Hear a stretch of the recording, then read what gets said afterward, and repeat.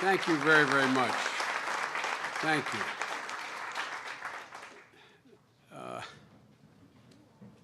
The reason Gene said that all about me is I've been taking advice from him for 20 years, and I've learned a great deal from him. But we do share something in common, I think, with all the folks behind me, and I suspect most of you, that at the end of the day, you know, my dad used to have an expression. He said, Joey, a job's about a lot more than a paycheck. Having lost his job and having moved from one city to another, he'd always say, it's about a lot more than your paycheck. It's about your dignity. That was his phrase, about your dignity. It's about your sense of yourself. It's about your self-respect. People behind me, they have an incredible amount of self-respect. And they deserve to be paid in a way that reflects the dignity that they exude. Folks, it's great to be here with Acting Secretary Seth Harris. As Gene said, Seth is not acting, man. He is doing one heck of a job, and I've enjoyed traveling around the country with him. He's first rate. He cares a lot, and I'm going to really miss Alan Kruger. Alan is sort of the class of the field. I know he's going back to Princeton, and it's lucky for them, but we're going to miss him. But he also knows that he's not going to get away. It's only a telephone call. Folks, before I start, I have to say that, like so many across the country, I'm disappointed in the Supreme Court's decision today you may or may not have heard of in Shelby County versus Holder, the Voting Rights Act. The Voting Rights Act, the cornerstone of the American Civil Rights Movement, the thing that really got me engaged in politics as a young kid, got me to run for the United States Senate when I was 29 years old. That law, today's decision, upset a well-established practice. The Voting Rights Act has been repeatedly enacted by overwhelming bipartisan majorities in the Congress. For 17 years, I was chairman of or the ranking member of the Judiciary Committee. And every time it came up for reauthorization, we got support. If I'm not mistaken, the last time, Strom Thurmond voted to reauthorize it as well. No, I'm serious. So in 2006, it was reauthorized by unanimous support of the United States Senate and near unanimous support of the House of Representatives. And this support is based on a recognition that voting rights, voting is a fundamental right. It's the foundation of our democracy. The Voting Rights Act has been critical and an effective means to guarantee that core right. As the Supreme Court acknowledged, we've made progress as a nation. The Supreme Court also recognized voting discrimination still exists. Between 1982 and 2006, the Justice Department blocked 700 changes in local voting rules, 700 changes, based on their determination that the changes were designed to be discriminatory. They discriminated. In 2011, South Carolina passed a law requiring voters to show certain forms of ID at the polls. The Justice Department objected to the law. At the trial, showing that there were 60,000 black voters in the state who would have been denied the right to vote the day the law took effect. But folks, as we move forward, let's remember that not all the Voting Rights Act was struck down. The court, I won't go into the detail of the decision, but it says the Congress can pass new legislation. They struck down a section that talked about new regulations ensuring that every American has equal access to the polls. We're going to work with Congress in this effort, and the administration can do everything in our power to ensure fair and equal voting processes are maintained. So there's a lot of work that's going to have to be done, but it's nonetheless disappointing that the court made the decision it did. Now I want to move on to the reason why we're all here, and I apologize for everyone for moving to that first, but I want you to picture, and I know that Alan and Gene have spoken to you already, but I want you to picture an American kitchen table in the 1930s. I think of my Grandpa Finnegan's table in Scranton, Pennsylvania, for real. 5 kids, 1930. But go back and look at your grandparents and think of when they sat around the table, some of you with backgrounds not dissimilar to mine.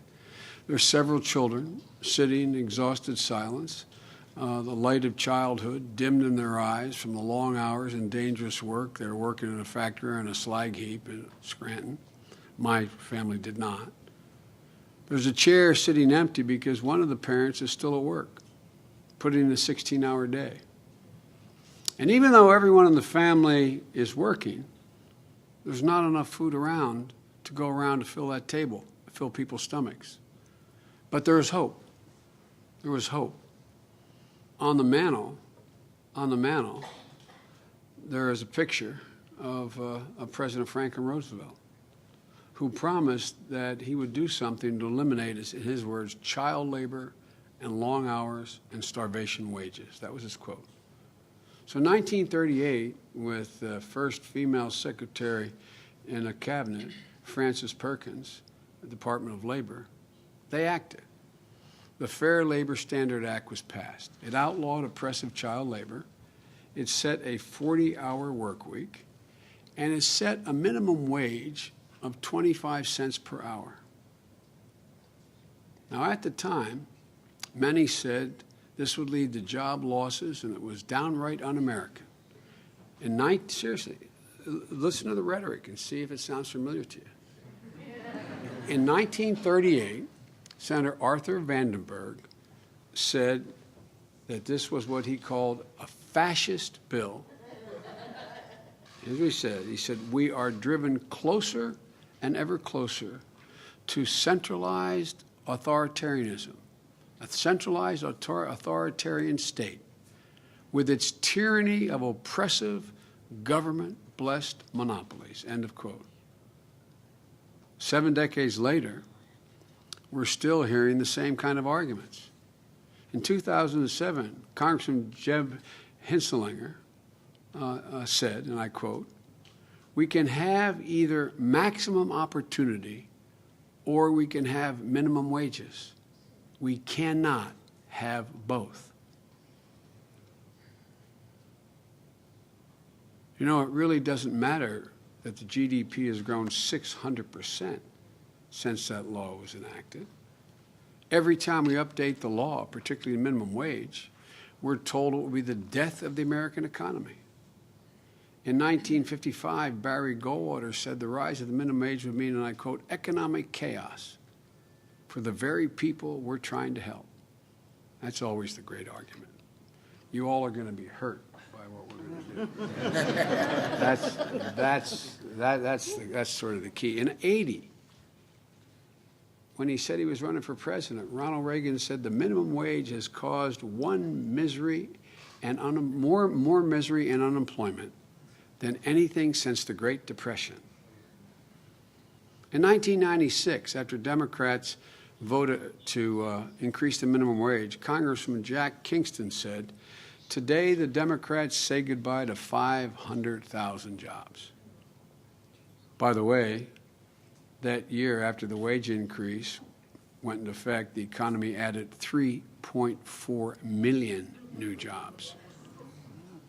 Look, the fact is that numerous studies using methods like comparing experiences in counties right across the line, one county in one state, another county in another state, when one state raised the minimum wage and the other did not, they've shown that increasing the minimum wage has no negative impact on employment, none.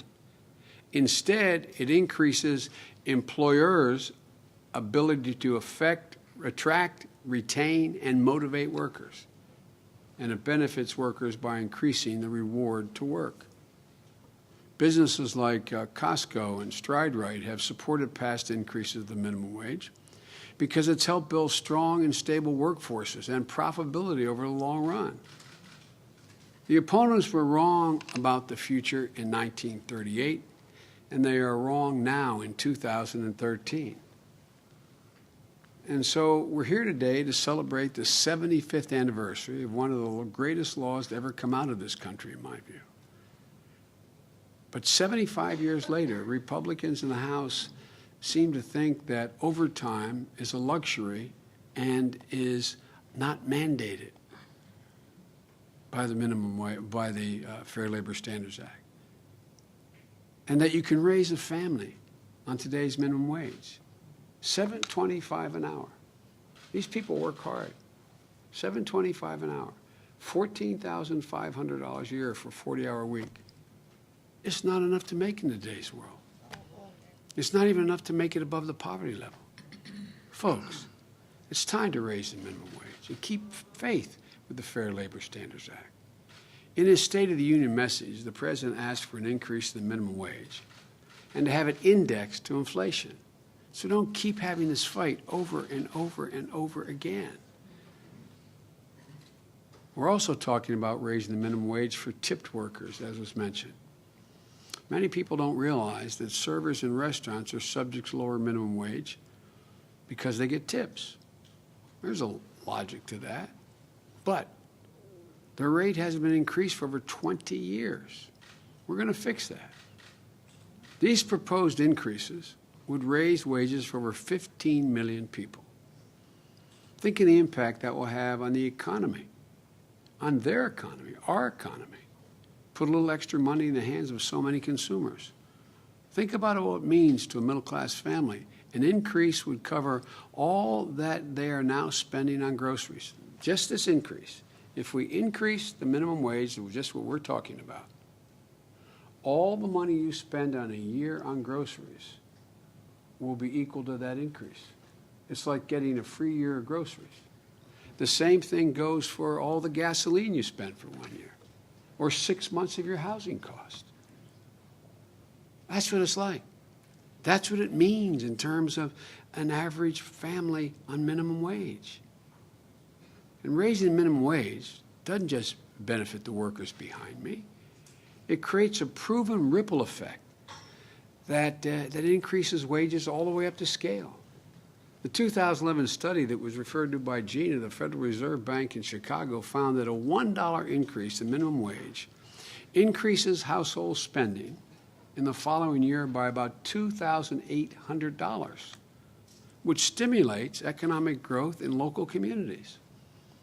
Some of the nation's leading economists beyond Gene and Alan, Lauren Katz, Richard Freeman, Joseph Stiglitz, Laura Tyson, argued that, quote, low-wage workers spend their additional earnings, potentially raising demand and job growth.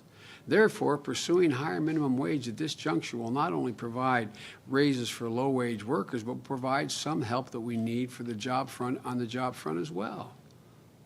Folks, it's not like these are spendthrifts. It's not like, you know, when you say, well, these guys will go out and spend the raise. They spend the raise to try to make sure they got enough food on the table. They'll spend the raise to make sure that they can keep the heat up during the winter. They'll spend the raise to make sure that they can make it. They'd like to be able to save it, but they have to spend it to make it. But the effect is that ripples all through the economy. It doesn't just benefit them. This ripple effect, once a higher wage floor is set, workers higher up the chain are in a better position also to see their wages raised.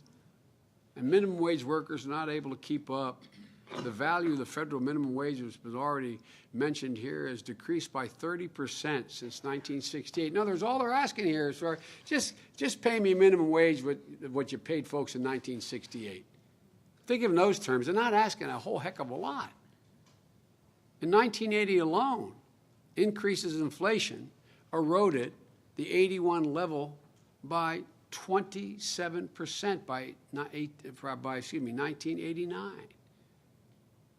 The argument always used by a Republican phrase that only workers making the minimum wage are teenagers.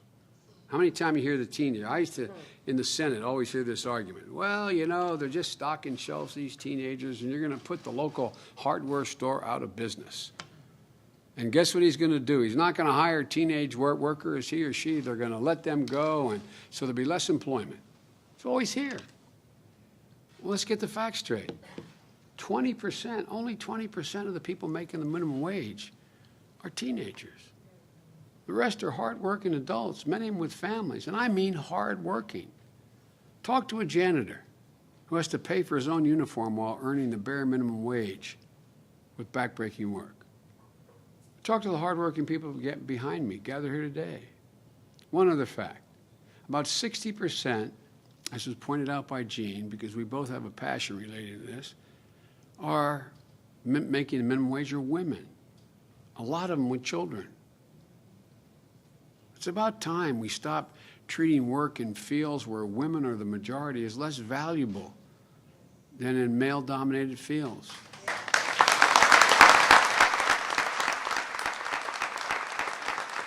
Look, I have two brothers and a sister. I had the great pleasure of my mom living with me in her final years. Toward the end, my mom needed help. She broke her hip.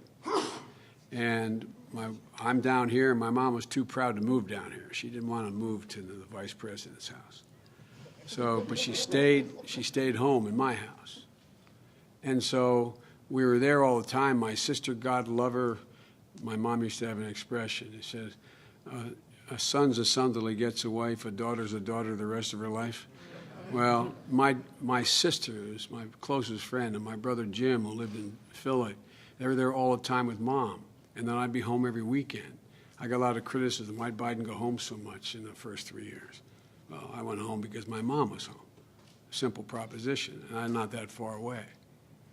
But it turned out after she broke her hip, she needed some help. She didn't need a nurse, an RN, or even a practical nurse. She needed just somebody to sometimes help her get up in her walker, maybe unload the washing machine. My mother insisted on doing her wash, but when it's heavy, to put it out of the washer into the dryer, she needed a little bit of help. Didn't want to help, but she knew she needed it. And just make sure that there was some help making her meals. Well, let me tell you something. We went out and got great people. They were wonderful in my mom. With one exception, they're all women. And fortunately, my brothers and sisters have done better than I have.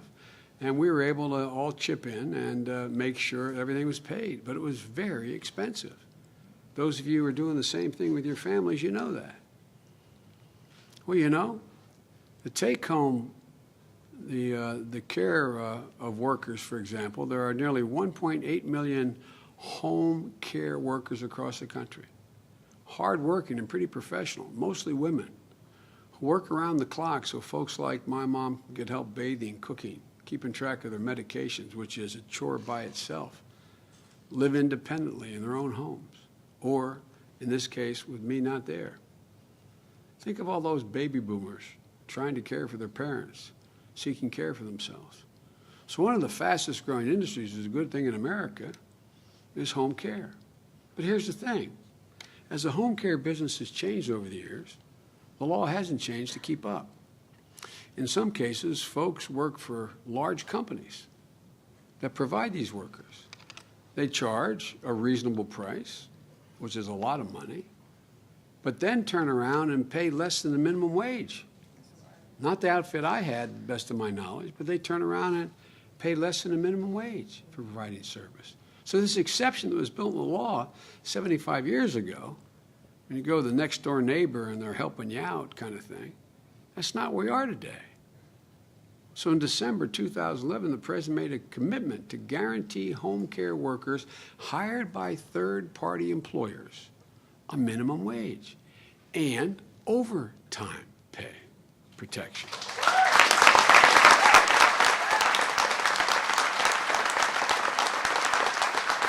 And now we're following through on that promise.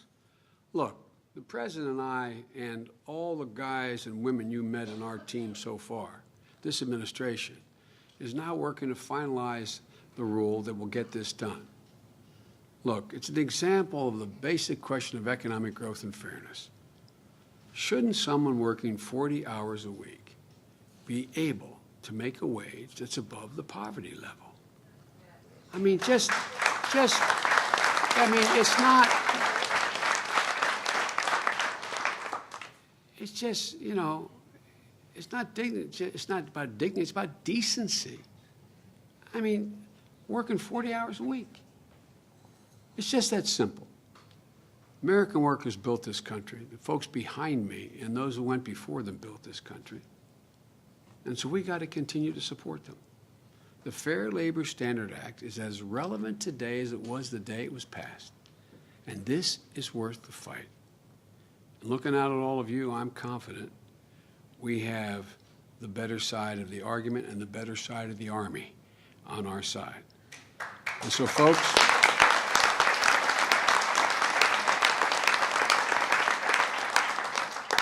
we are determined. It's wages, it's overtime, and it is decency, and it's about, at the end of the day, as Gene said, and his book does focus on, the whole notion of dignity. Just simple dignity. No man or woman who works 40 hours a week should go home and look at their kids and say, honey, we got to apply for food stamps.